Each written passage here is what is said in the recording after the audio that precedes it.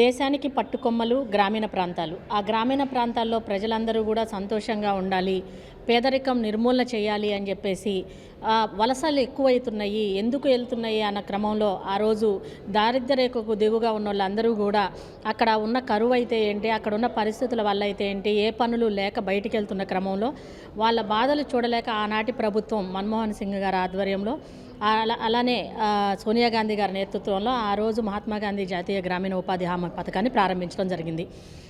ఆ గ్రామీణ పథకాన్ని ప్రారంభించడం వలన 100 రోజుల పని దినాల్ని చేసుకొని వాళ్ళకి వాళ్ళు ఏదైతే పని చేశారో ఆ రోజుకి ఆ వేతనం అప్పటికప్పుడు ఇచ్చే విధంగా ఆ రోజు గ్రామీణంలో ఆ గ్రామ పంచాయతీలో ఆ గ్రామ సర్పంచ్ ద్వారా అవి జరుగుతూ ఉండేవి.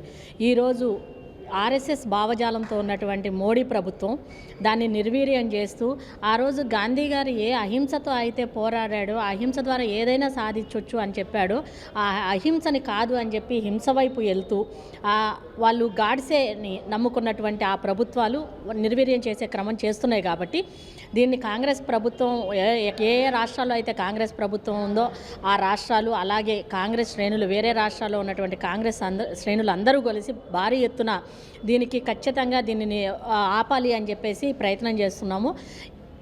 ఫస్ట్ నుంచి కూడా మోడీ ప్రభుత్వం ఒకటే చేస్తుంది, ఏ రోజైతే అన్ని చట్టాలని కూడా మార్చి వాళ్ళకు అనుగుణంగా చేసుకునే క్రమం చేస్తుంది. కాబట్టి ఆ రోజు రైతుల చట్టాలు అయితే ఏంటి, నల్ల చట్టాలు అయితే ఏంటి, వాటిని కూడా అంతే రైతులు ఉద్యమించి వాళ్ళ మీద పోరాటం చేస్తే మళ్ళీ ఆ చట్టాలని వెనక్కి తీసుకున్నాయి. అంటే పోరాటం చేయాలా, గాంధీ గారు ఏం తక్కువ చేశారని ఆ రోజు గాంధీ గారు ఈ రాష్ట్రాన్ని తెలంగాణనైతే ఏంటి, రాష్ట్రాన్ని అయితే ఏంటి, స్టేట్ని దేశాన్ని అయితే ఏంటి, ఆ రోజు మనం బ్రిటిష్ పాలన నుంచి మనకి విముక్తి కలిగించి మనం చేసుకునే విధంగా చేసినటువంటి ఈరోజు గాంధీ గారిని పేరు మార్చి, అంటే మీకు గాంధీ పేరు తలుచుకుంటేనే భయం, ఆ భయంతో మీరు ఆ గాంధీ పేరునే లేకుండా చేద్దామనుకుంటున్నారు. ఎందుకంటే ఈరోజు ఆ గాంధీగా ఉన్నటువంటి పేరుగా ఉన్నటువంటి సోనియా గాంధీ అయితే ఏంటి, ఈరోజు ప్రియాంక గాంధీ అయితే ఏంటి, రాహుల్ గాంధీ అయితే ఏంటి, మీ గుండెల్లో భయం వస్తుంది.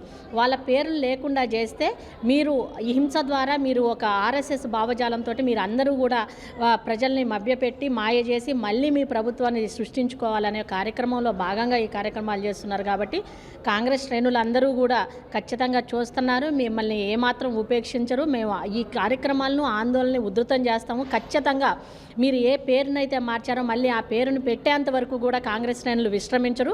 ప్రతి ఒక్కళ్ళం కూడా పార్టిసిపేట్ చేస్తాం. ఎవరైతే ఇంతవరకు కరువు పనిలో ఉన్నారో వాళ్ళందరినీ కలుస్తాం, గ్రామీణ ప్రాంతాలకు వెళ్తాము, గ్రామీణ ప్రాంతాల్లో కూడా వీళ్ళు చేసే దురాగతాలను వివరిస్తాము. ఖచ్చితంగా దీన్ని వెనక్కి తీసుకునేదాకా కూడా మా ఉద్యమాల్ని ఆపమని చెప్పేసి తెలియజేసుకుంటున్నాం.